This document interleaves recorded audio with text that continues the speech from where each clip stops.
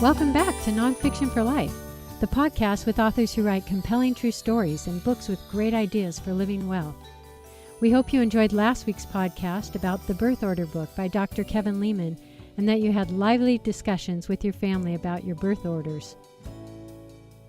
Today I'd like to introduce Dr. Scott Parazynski, author of The Sky Below, the true story of summits, space, and speed. He's lived and traveled all over the world, spending many of his grade school and high school years in places such as Senegal, Lebanon, Iran, and Greece.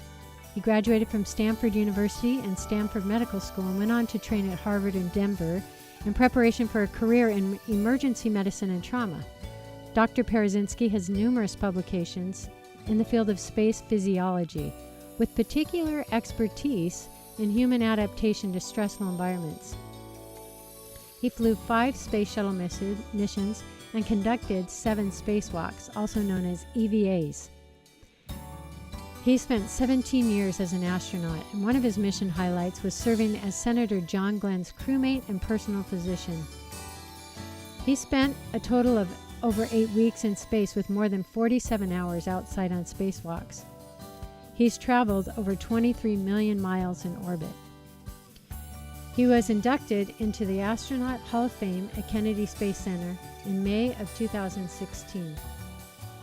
He considers his most important role to date serving as a doting husband and father of 2 children. Welcome to the program. Thank you for being with us today. Thrilled to be with you. Thanks for inviting me. Well, let's go back to when you were a child. Your father worked for Boeing and moved your family all over the world during your childhood and teenage years, turning you into what behavioral scientists dub a third culture world kid. So how did that multicultural upbringing both shape and prepare you for a life of such adventure?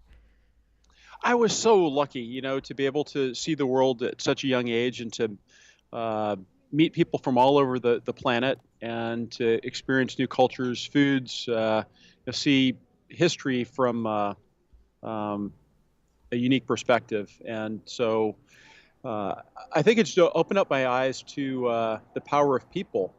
In particular, one of the big lessons of my life is the value of what I call multidisciplinary teams, but looking for people to work with who don't think like I do, that don't come from the same place, that can contribute in different ways, think of things that I couldn't think of because my background is different. Certainly that travel opened up my eyes to the incredible capacity of teams and accessing people from all over the world. From a time you were a really young boy, you wanted to go into space, and all along the way, you were doing all kinds of exciting things getting there. In fact, you went to med school and you became a physician, and you also became an astronaut. And let's be honest, either one of those pursuits alone would have been a huge feat for most people. So maybe you can help paint a picture for our listeners what that was like doing both simultaneously, so to speak. Well, one sort of led to the other. I guess my approach to challenges in life sort of stemmed from having success, believe it or not, in the Boy Scouts, but setting my sights to becoming an Eagle Scout. It's a long, arduous path to get there. But if you break it down into tangible pieces, achievable pieces, you can find success along the way. Get each individual merit badge, get the ranks, do the service projects, and so on. And so I sort of took a similar approach to the other more lofty goals in my life, becoming a physician and ultimately becoming an astronaut. I'm pretty tenacious in when I set my sights on a goal, and I knew that becoming an astronaut was a faraway goal and the odds were not good, but I knew that I could work towards those things, and they were doing things that I really enjoyed doing anyway. Becoming a physician was a great qualification to become an astronaut. Becoming a pilot, other expeditions that I went on, they were tools in my toolkit, so to speak, that helped me become an astronaut, but also served me well once I got the job. So it was sort of a long story arc, but kind of breaking down my ultimate goal of becoming an astronaut into manageable piece parts. That's interesting. You mentioned merit badges, because merit badges have you delve into one area of interest at a time, and you seem to continue to do that long after you became an Eagle Scout. You took a lot of educational and recreational side trips, we'll call them. And you say about yourself, I have a deep natural curiosity about the world around me, and it isn't easy for me to sit still, which you obviously haven't. You mentioned flying a plane, and while you were training to become a doctor, you were learning how to become what you called a slider, or trying to join the luge team at the Winter Olympics. Right. And so, and even when you went back to Colorado, you were still training to become a doctor. You lived intentionally far away from the hospital, so you could be close to the 14ers or the peaks over 14,000 feet, just so you could rock climb. So clearly you were born to explore. So other than risking your life and cheating death numerous times, how did those experiences prepare you for becoming a physician and then an astronaut? Gosh, I think, I owe so much credit to my parents, who opened my eyes to the wonders of the world, and what a gift life is. And so I appreciate every day and the opportunities that are afforded us. And I tell people I owe a lot of my success also to the fact that I don't like to watch much television. I like to keep moving and look for the next challenge. So I'm certain that just that relentless sense of curiosity that I have, and the drive to challenge myself, both mentally and physically, led to becoming an astronaut. And again, it's the toolkit that I suppose I collected that made me an attractive candidate to becoming an astronaut back in '92. And I still pinch myself. I still think I was incredibly lucky to get the job, but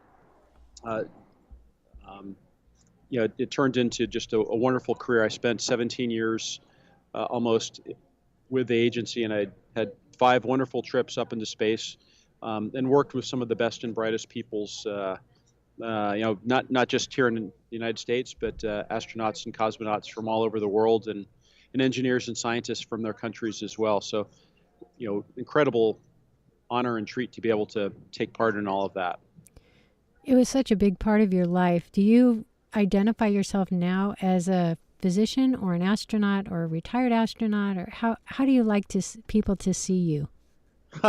Well, currently I'm a tech startup CEO, which is a really fun job as well. I'm building a company around some of my IP, a patent that I have in robotics that is very, very exciting. So I'm deeply engaged in that, and so that I suppose that's what most people associate me with in my day-to-day life. But I think once an astronaut, always an astronaut. The funny part about it is, once you leave NASA, they kind of request that you refer to yourself as a former astronaut, because we don't speak for the agency anymore. So I guess I'm supposed to call myself a former astronaut, but I still consider myself an astronaut, even though I've hung up my spacesuit. You have an astronaut heart, it seems. That's right. Your experiences tempting fate and having high-risk adventures, and even your medical training, didn't fully prepare you for what you felt when your first child, Luke, was born with underdeveloped lungs. That was a really intense time for you, as you describe in the book. So after starting fatherhood in this vulnerable place, how did your perspective change?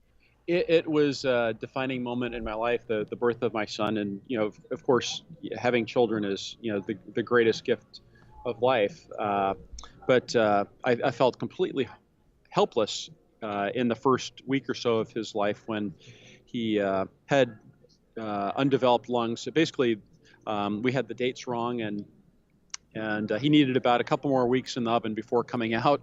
And long story short, he ended up doing fine, and he's a strapping 6'3" junior at Baylor University now, and perfect, wonderful kid.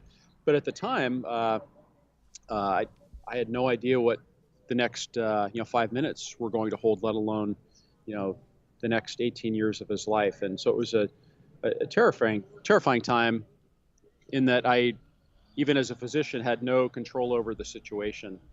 Um, and I was relying upon the wonderful team at Texas Children's Hospital, the nurses and doctors and technicians to pull him through. So, I guess one of the things that I enjoyed as a physician and also as an astronaut is having a deep knowledge of what I was doing and having, a level of control over the environment. And this was very, very foreign to me, those first days of Luke's life.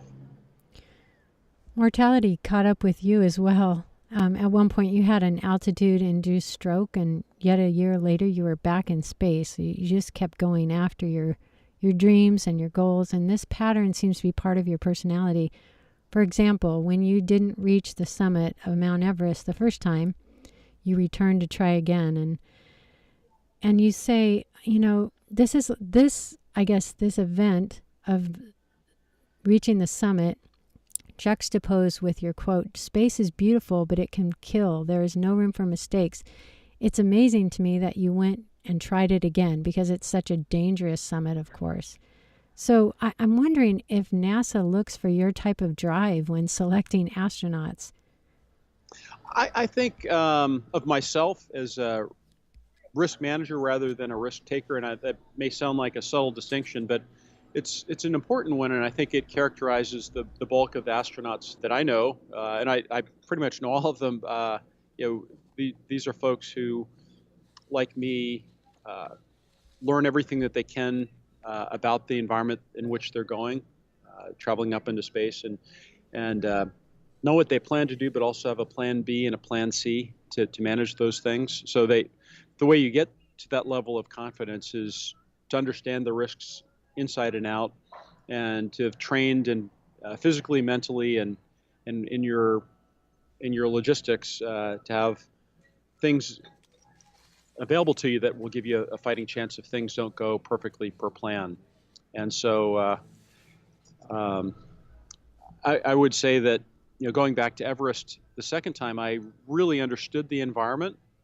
I had made it up to 24,500 feet on the 59th day of my expedition, when I ended up rupturing a disc in my low back. Really bad place to get injured, by the way.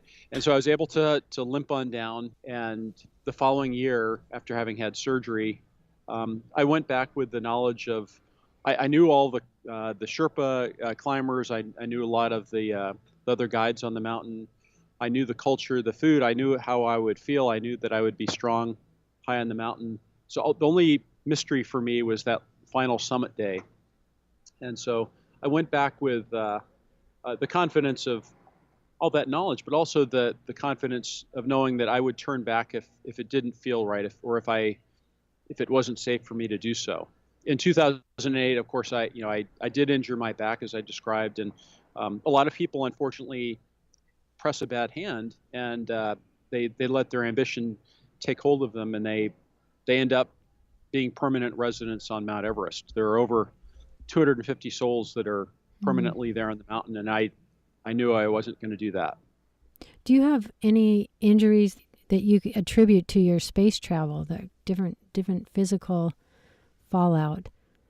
I believe so. In fact, I was, I think the sentinel case, we call it in medicine, but I had a ruptured disc in my low back that was manifest on Mount Everest. But as I went under the knife, my neurosurgeon, who did a procedure called a microdiscectomy, basically taking out a little fragment of a disc that had ruptured and had caused me all this pain, that this is a really unusual tear. We don't see this very often.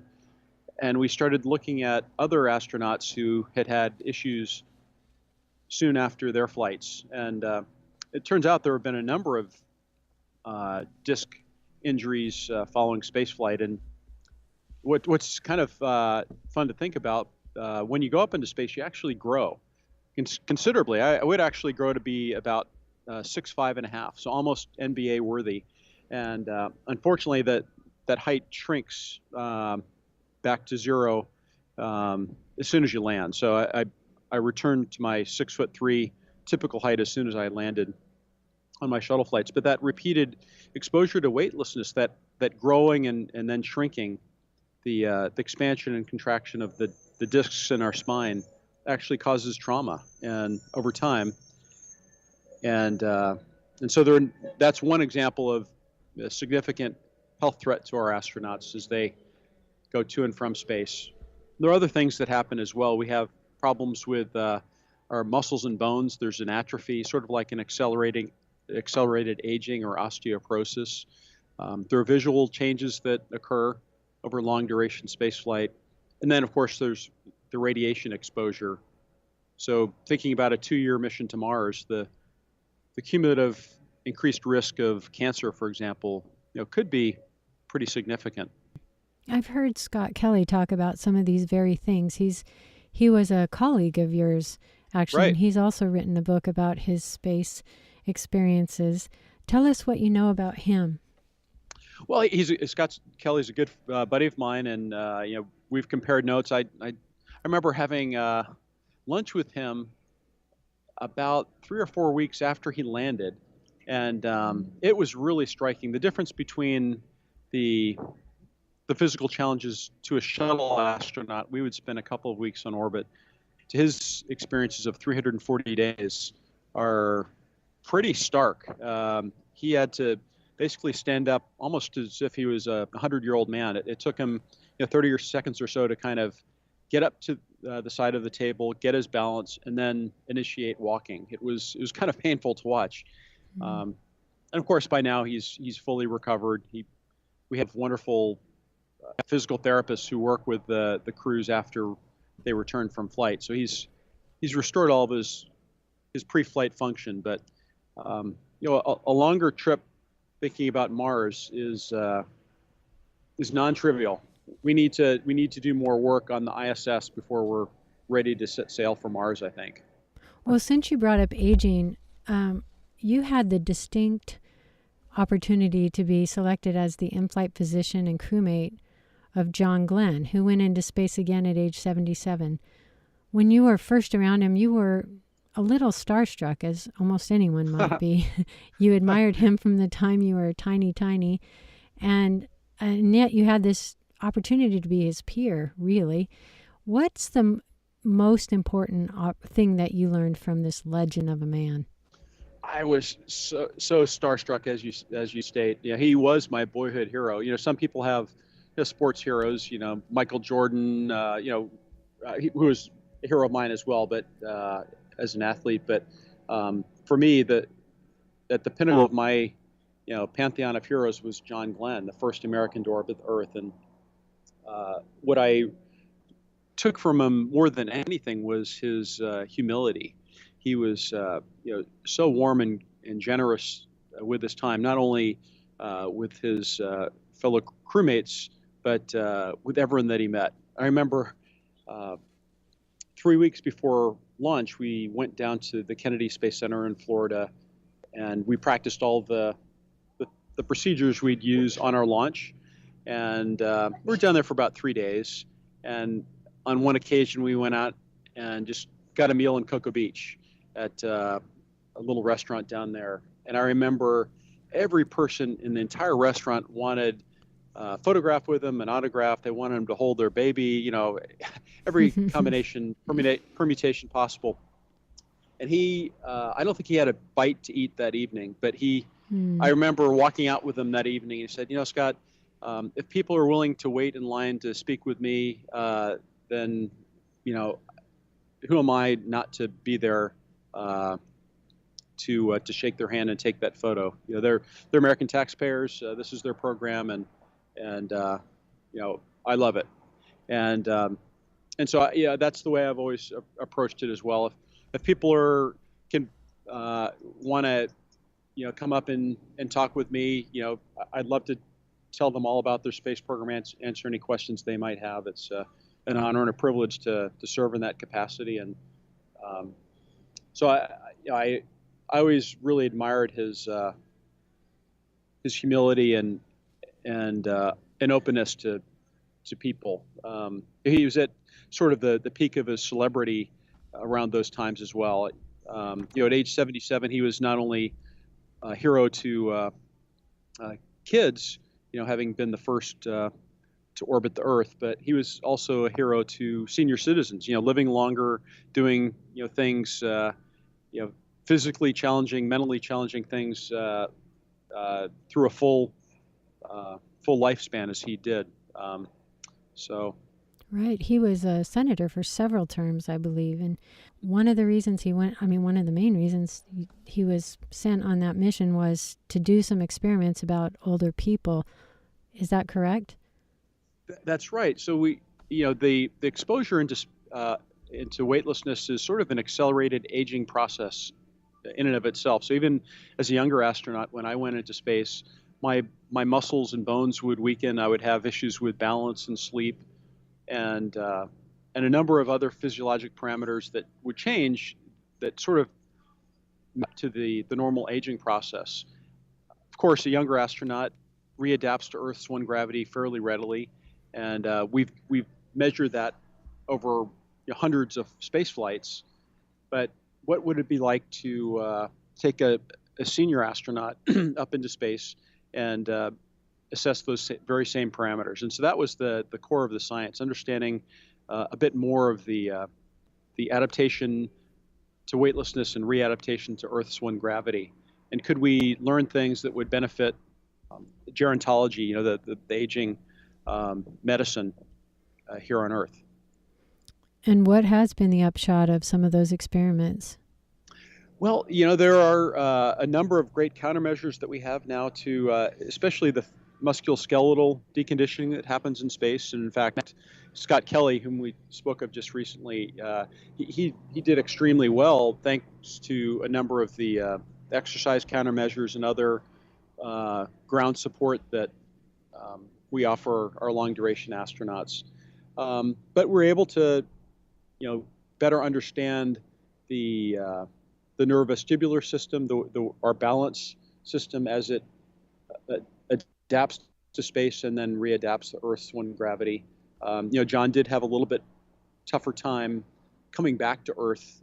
He adjusted very readily, actually, to living and working in space. He was an integral member of the crew and did a lot of great science while he was up there. I think the harder challenge for all of us is the recalibration of our gyros, if you will, coming back to Earth. And so we did a number of studies looking at adaptation there. The immune system changes in subtle ways as well, and there were a number of experiments that looked at the differences in immune function. But a lot of the science is still in its infancy. We've only flown one astronaut in their 70s, and that was John Glenn. I think there may have been only one or two astronauts in their 60s who've ever flown. So this is a very early field of study. But it's exciting to think about the future. That companies like Virgin Galactic and Blue Origin and SpaceX are going to be flying not just a few hundred, government astronauts as we've done so far over 50 years. They're going to be flying that many people every year. And so we'll have people in their 70s, even 80s, who will get a chance to experience spaceflight that will help us expand the data set and understand the aging process even better. Well, for some of us, we think that's pretty far off, and we probably won't get our shot in space the way you have with 7 different missions. So maybe you can describe for us who may never go to space, what was one of your scariest moments and what was one of your most exhilarating moments? Well, thank you. No, first off, I certainly hope that you do get a chance to go. And in fact, I would postulate that in the next 2 to 3 years, there will be many opportunities on companies like SpaceX and Virgin Galactic to experience at least a few moments of weightlessness up in suborbital space. So it's closer than we think. It is closer than we think. And so it's my greatest wish for all of humanity, actually, to get a chance to have that vantage point, because it changes you profoundly. It's just such a profound, life-changing experience. But on my 5 space shuttle missions and 7 spacewalks, had so many incredible life experiences. But I guess the most extraordinary and probably the scariest experience of my life was on my last mission, on my very last career spacewalk. I was tasked with leading a spacewalk to repair a live solar panel. And this thing was, it was enormous. It had begun to rip apart as it was being deployed. So it was sort of an Apollo 13 effort to figure out what had happened and then develop tools and procedures to get a spacewalker out there to effect repairs. And I was the lucky guy to get tapped to go stitch this thing back together out at the very tip of the space station, further than we'd ever gone before. You know, the views were just otherworldly. I had this incredible platform way above the International Space Station and the Space Shuttle. As I got closer and closer to the solar panel, though, it got to be quite serious because the solar panel itself couldn't be turned off. Even in orbital nighttime, it was still generating lots and lots of electricity. So there's a real threat that I could become electrocuted, which obviously is a bad thing, in a fully pressurized 100% oxygen space suit. So had to be extremely careful. All of the tools that I was working with had to be specially insulated so that there wouldn't be any arcing of current into my spacesuit. But you know, it was a 7-hour, 19-minute spacewalk of incredible focus, but it worked so brilliantly. The plan that people in mission control and elsewhere around the country had come up with worked flawlessly. We're able to put in 5 devices that we called cufflinks to span this torn solar panel and then fully extend it. And I have to say it was the best day on the job of my life. And I think all of us who had the privilege to take part in that effort, everyone would say the same thing. You know, to be part of something that was larger than life, that was seemingly impossible to recover from, and to have it then work so perfectly. It was, you know, elation like I've never felt in my life. You know, you write about that so well in the book with details. I hope our listeners will read it for themselves. There's a lot of great detail, and it's when your height ended up coming into into play. That was great. No Home Depot around to get those tools, but and you talk about seeing the view and yet needing to focus on the job. You know, you have these amazing opportunities to see something like no one else has seen quite, and yet you have to fix the space station. Let's talk about the International Space Station. It stands as a symbol now a little bit for where we've come from. You know, we're a lot of years away from the space race of those early years. How has the culture of the American space program changed? A great observation. You know, space is really an incredible catalyst for peace. And it certainly brought together the U.S. space program and the Russian space program, former Cold War adversaries. You know, one of my earlier missions was actually in the fledgling days of our partnership in space with the former Soviet space program. And I was going to spend 4.5 months aboard the Russian space station Mir, and had to actually move over to Russia and start training there. And I was living on a former top secret Soviet Air Force base called Star City, where Yuri Gagarin had lived and all the cosmonauts lived and trained and worked. And so, you know, think about how far we had to come to get to that point, to open up the doors to be invited into the pride of their nation, really. And it still stands as an incredible link between our countries. Obviously, tensions are higher now between the U.S. and Russia, but it seems that the partnership remains strong, and I hope that continues. And I think it can be an incredible bridge for other nations as well. We've not brought in the Chinese yet into the International Space Station program for the primary reason the Chinese program does have a strong military bent, but I'm hoping that can be softened, and we'll be able to find some way in the future. You know, if you bring the best and brightest minds, the scientists and engineers together to work on problems that benefit all of humanity, the whole planet wins. Is that what you would say? You know, we have so much research and discovery under our belts now. We have the advantage of looking back over decades. So what would you say continues to justify funding the space program with billions of taxpayer dollars? Yeah, so I think it's important to put those billions into context. So, obviously, $1 billion is a lot of money, and $18 billion, which is roughly the NASA budget, is an even bigger number. But as you look at the entire federal budget, it's less than 0.5%. So less than half a cent of your taxpayer dollars goes to NASA. And NASA does an incredible amount with it. It supports not just the International Space Station program, but all the things that it does in aerospace and aviation, flight safety. So the returns on investment to our nation are enormous, not just in terms of technology, but in terms of bridging nations together, inspiring young people. It's one of the smartest investments we as a nation can make. I think any nation that just retreats and pays for today and doesn't invest in tomorrow, that nation is going to recede. The United States has always been a leader, and one of the areas that we've always led in is in aviation and space, and we need to continue that dominance because of all the wonderful things that come out of it.